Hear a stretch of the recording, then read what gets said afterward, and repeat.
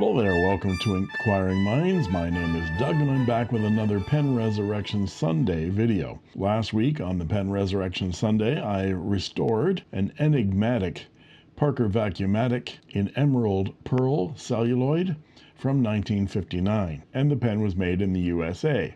This was really weird because Parker USA from Janesville, Wisconsin stopped making the Parker Vacumatic model in 1948-1949. So I was doing a lot of speculation about what the provenance of these 1959 pens were. I bought both the Emerald Pearl and the Golden Pearl here at the same time from the same seller on New Year's Eve. The gentleman I purchased both pens from said he had bought them at an estate sale. So with both pens being almost identical other than the color, I figured they were probably purchased by the same person. I inquired on the Fountain Pen Network forum to see whether anybody else had seen a 1959 made in the USA Parker Vacumatic, and no one has. We've seen them in Canada, we've seen them from the UK, we've seen them from Australia, but not from the US. Within minutes of that video going out to members only, the pen sold. And there's a lot of interest about this one as well. So I'm going to get after this one. I'll show you the unboxing here right now,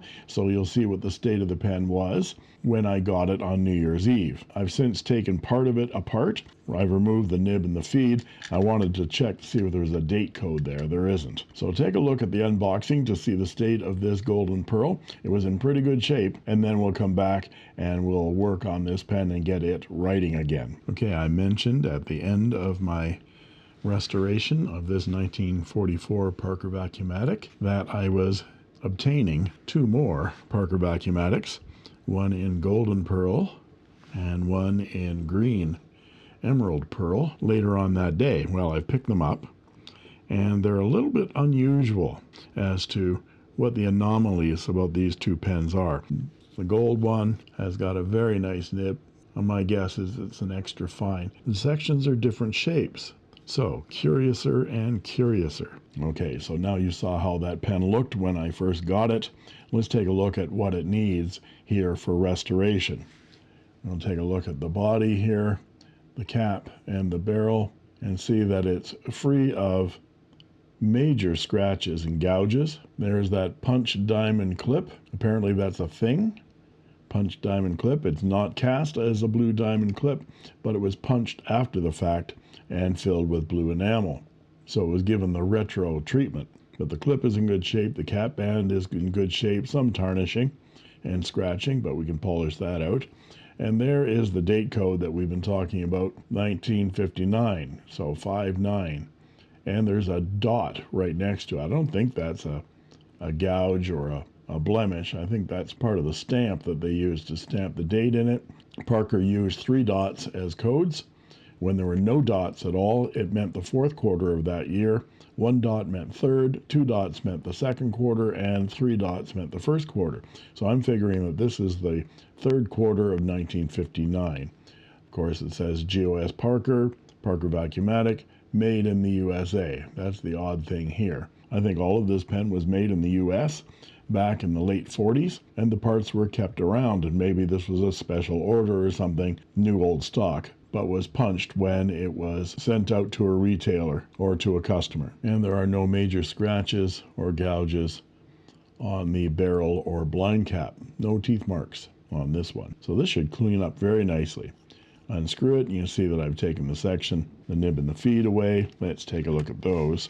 I basically just soaked the section and the feed and nib in my ultrasonic bath of Pen Flush, which is 90% distilled water and 10% ammonia, just for about 5 minutes or so, to be able to knock those parts out. Put it in my nib block and knocked out the feed. The feed's in excellent shape. I haven't touched it other than cleaning it. The breather tube is in excellent shape as well. And here is the nib. Let's get a close-up on this nib.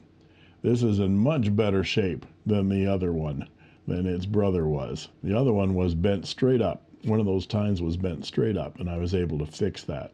This has got lots of wear marks on it from years and years, but there are no date codes there at all. So I can get out my loop and take a look at the tines, and they are misaligned. Whether you can see that or not I'll try to keep this in focus here. And see those tines are misaligned a little bit, so I'm going to adjust that so that they're aligned properly and they're fairly tight together. So let's give that a little bit of adjustment here. Again, as I learned from the last nib, it's not so much how the nib is aligned when it's sitting out of the pen like this. It is more how the nib is aligned when it's sitting on top of that feed. When I put the last one on top of the feed and squeezed it, spread it out quite a bit. Getting it aligned a little bit better now. And when I squeeze this one, it doesn't deflect. It doesn't spread the tines out. So that's actually a good alignment right now. Before I put it back in the section, I'm going to put this on my Dremel tool, buffer, and buff it up to a nice shine, try to get rid of some of those scratches, and then we'll put it on my jewelry polishing cloth for a final polish. So here we are back after the Dremel buffer. Of course, there's some buffer marks on there and some compound that I was using, which is a metal polish. We'll put it on my jeweler's polishing cloth. Jeweler's polishing cloths are impregnated with a rubbing compound, and that's how they work, actually. There. Looks almost brand new. Look at that. Just a slight dent on the shank of the nib. That'll be buried in the feed anyway. And I think that nib is in pretty good alignment. I'll double check it.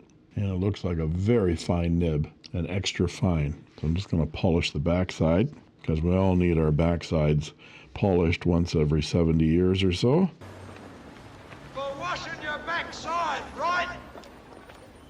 Whether it needs it or not. And so at this point, I should introduce my Christmas present I got this year from the office. It is a stapler in Jello. And listen to what it says.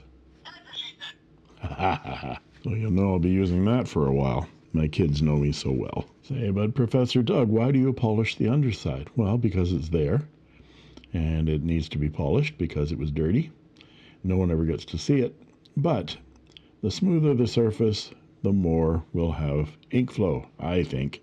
Anyway, that's my story. I'm sticking to it. So now we're going to put these parts back together again. And before we put these parts back together again, I'm going to use some polishing compound on the underside of that ebonite feed. Put it again in the ultrasonic pen flush bath to make sure it's completely clear of any polish. I'm going to put this back on the barrel and polish up that ebonite section as well, so it's shining, and clean off any of that old. This section I had to heat this section off of the barrel with my heat gun, and that's still a little sticky there. So this section was actually shellacked down. You can see the remnants of that shellac. I'm not a proponent of shellacking this down. There are enough threads there, and with some silicone grease you can stop any ink leaks, and then it makes it easier to get at the pen to clean it out. So these Vacumatics, I'll open up that section and flush the inside with a syringe to get old ink out. So much easier to maintain when the pen doesn't have a glued down section. So we also see the transparency here. Turn out some lights and show the translucency of that barrel. Isn't that great? And because it's so translucent, we can see that there is a working diaphragm inside this Vacumatic pump. So there's no need to disassemble this any further. I did disassemble the other one just to make sure that the diaphragm was in good shape, and it was relatively new. So both of these pens have been maintained. They've had their diaphragms replaced. These diaphragms should last 5 years, something like that, depending on the kind of ink you put in it. But I want to clean up this section and get all that old shellac out of those threads.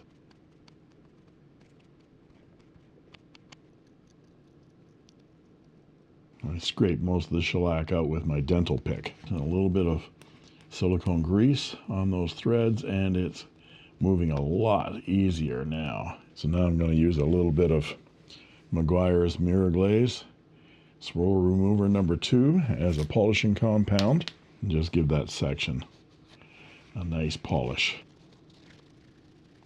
There were no scratches or gouges out of that section, and ebonite polishes up very nicely with this automotive polishing compound from Meguiar's. Microfiber cloth to give it a final polish. And of course this will go back in the electrosonic bath to get all of that extraneous polishing compound out, but it's easier to polish when it's on the end of the section. Yeah, there's a small abrasion there. I have to polish that out with some micromesh.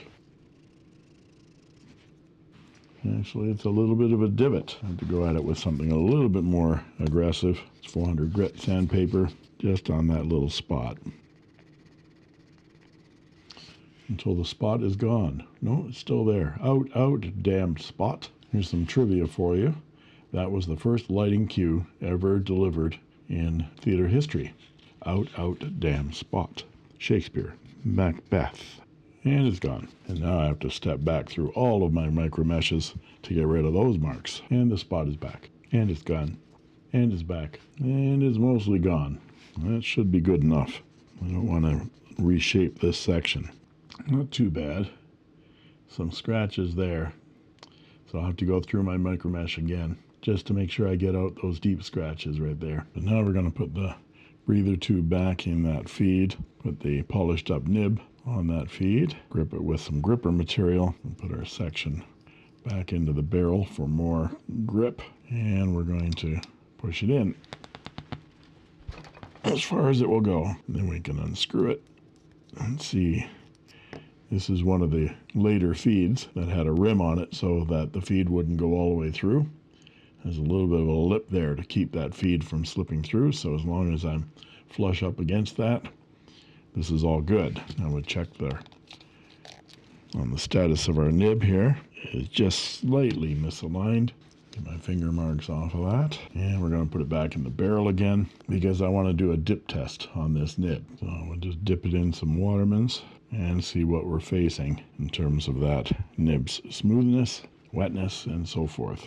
So this is a 1959 Parker Vacumatic, and it is a 14 karat gold extra fine nib. It's decently wet, so I know no problem with the spread of those tines, but put my mic next to that so you can hear. There's a good deal of feedback. Still slightly misaligned. So now I've got it aligned. I'm going to take it through some micromesh to smooth that nib out.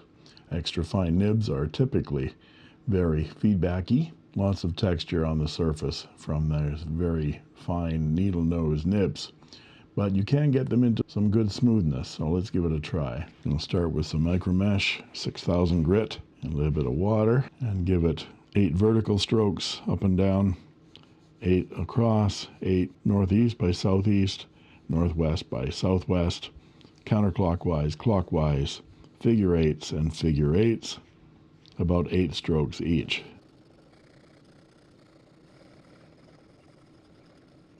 $8,000 grit.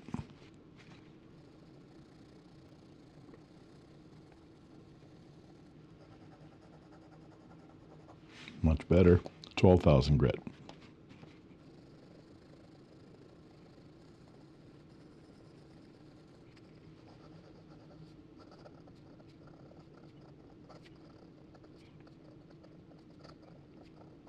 So I've got the nib working relatively okay, and now I want to test the Vacumatic pump to see whether it's filling up properly or not. I don't have to take it apart for that. Just turn on my scale, put the pen on the scale, 10.1, and then we'll go pump in some water. Put it back on the scale, 1.47, 1.5 milliliters of ink. That's about what you'd expect, so that pump is working nicely. Now I dumped out the water, and we're going to put the nib aside. We're going to polish up that barrel. I'm going to start with some micromesh rather than my 400 grit, and if I find any scratches or gouges that after the first micromesh at 1500 grit, then I'll go back over those with the 400 grit to get them before I move up through the micromesh. And we'll want to see whether we can get that clip off of there. We'll mask off the cap band, and we'll polish up this cap as well. So I've gone over the barrel with 1500 grit micromesh, and I've found no other scratches or gouges have come up. It's a completely matte surface now, so I'll go through all of the grades of micromesh from 1800 through to 12,000, and then follow it up with some polishing compound and we'll see how it comes out. And here we are with the barrel all polished up. That's all the steps of Micromesh, all the way up to 12,000, and then some rubbing compound, and then some Anderson Pens Microgloss polish number 1, and it is flawless. And yes, I brush the polish out of those threads with a soft toothbrush before I put the whole pen back together again. So now we're going to try to get that cap jewel off and that punch diamond clip off and see whether we can polish up this barrel to match. So I soaked the cap overnight in my PPP solution, Pensbury Manor Penetrate Pen Potion number 7, cardboard under the clip, pencil inside the cap, and then gave it a twist and it freed up. Not like the other one. The other one was a pain, and this one's coming apart. We'll take that plastic jewel off. There we are. So the brass bushing came out, but the jewel has not come out of the brass bushing, the brass nut. Well, I don't actually need that to happen. In fact, it's just slightly proud, so I'm wondering whether that one's glued in too. The last one was glued in. Well, regardless, I got the clip off so we can handle the cap separate. There's a little low tack painter's tape, and we'll mask off the cap band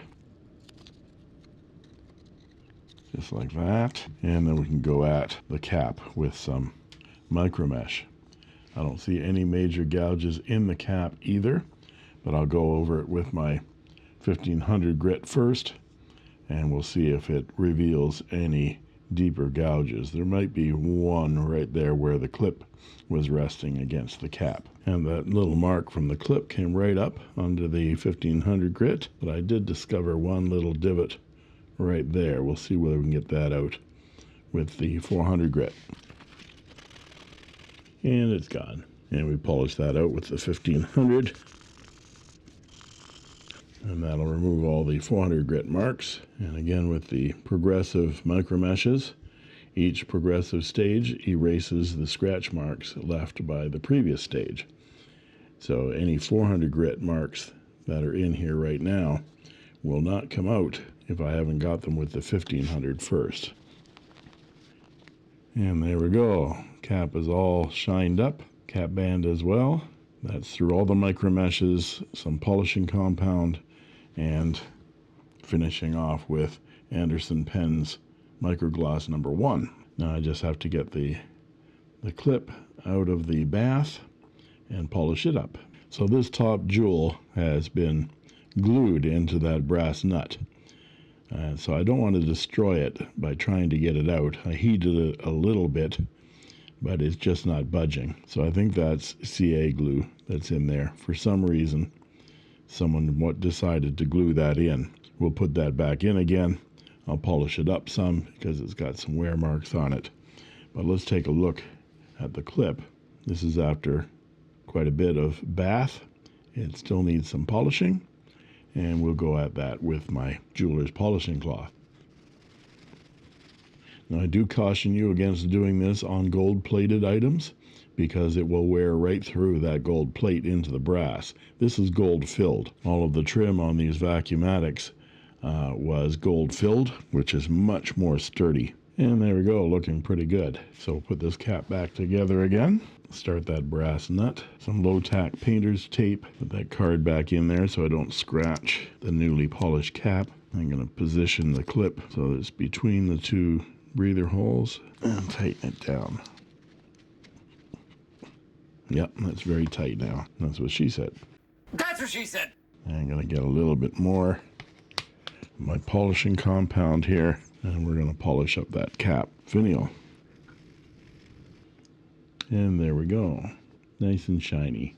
And now we can fill this pen with some ink and do a full writing test. Take a last look at our translucent barrel while it is still free of ink. You can see that breather tube right in the middle there, and there's that diaphragm working perfectly. Fill the pen with some ink,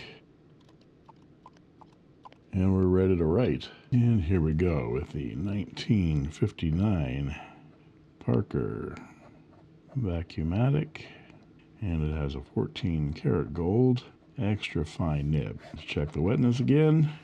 nicely wet. The nib has a bit of bounce to it. It's not flexed by any stretch.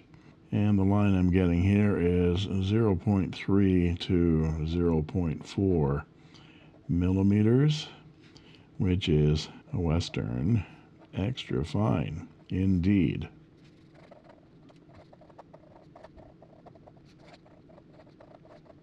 Actually a very, very nice writer. And I'll come back with my thoughts on this resurrection.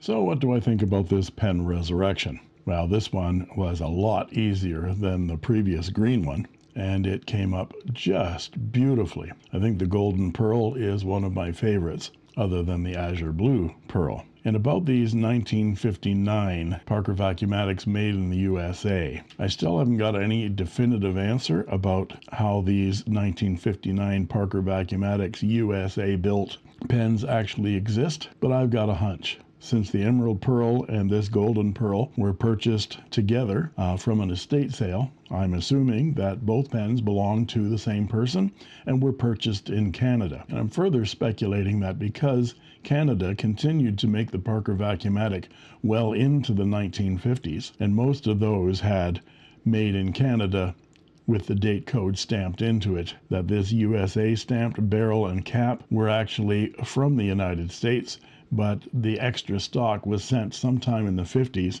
to the Canadian plant for them to put together and sell to Canadian retailers. And it was stamped 1959 in Canada. I don't have any empirical evidence to corroborate my opinion here, but this section, this shape of section, is very familiar to me. I've seen Canadian-made Parker pens with this exact shape section, so that just further fuels my speculation that the cap and the barrel for this pen came from the United States as new old stock, and the Canadian plant put these together for sale in Canada. Well, that's my story, and I'm sticking to it until someone proves me different. As to the pen itself, no major flaws on it, so it polished up beautifully. That nib is just gorgeous. Only needed some minor tweaking and minor smoothing, and now is writing like a champ. It is a very fine nib, so those of you that enjoy extra fine writers, this might be a pen for you.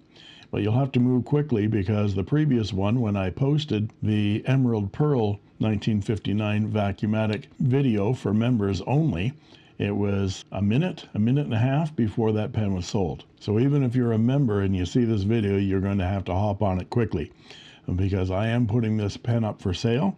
I paid more for this one than I paid for the Emerald Pearl, so it's going to be a little bit more expensive to cover that cost. So I'm pricing this pen at $200 US plus shipping. If you're interested in purchasing it, please drop me a line at inkquiringminds@gmail.com with your name and your address, and I'll get you a shipping quote and instructions on how to pay my PayPal for your pen. And it will go out with tracking and insurance to you. So good luck to all you Parker Vacumatic fans out there in being able to purchase this gorgeous pen. And that just leaves it for me to say, thank you for watching.